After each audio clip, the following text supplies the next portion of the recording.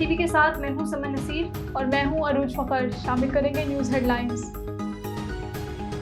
Hamas सरबराह Ismail Haniyeh Iran में कातलाना हमले में शहीद। इस्माइल हनिया को तेहरान में गाइडेड मिसाइल से निशाना बनाया गया। हमला ईरानी वक्त के मुताबिक रात 2 बजे हुआ। हमास ने हमला इसराइल की कार्रवाई करार दे दिया।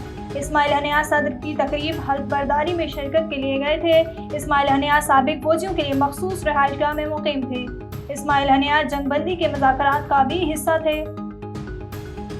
हमला किस जगह से हुआ? ईरान ने तहकीकात शुरू कर दी। ईरान की आला सिक्योरिटी क़यादत की हंगामी बैठक आला कौमी सलामती कौंसिल हमले पर रद्द-ए-अमल का फैसला करेगी।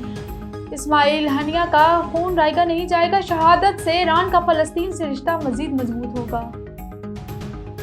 इस्माइल हनिया की शहादत, हमास का बदला लेने का ऐलान। दुश्मन मज़मूम आज़ाइम हासिल नहीं कर सकेगा। हमले के संगीन नताइज बरामद होंगे। फ़लस्तीनी ग्रुपों का हड़ताल और मुजाहरों का ऐलान। महमूद अब्बास की इस्माइल हनिया की शहादत की मजम्मत। वाक़या बुज़दिलाना फेल और ख़तरनाक करार दे दिया। महमूद अब्बास की फ़लस्तीनियों से मुत्तहिद रहने की अपील।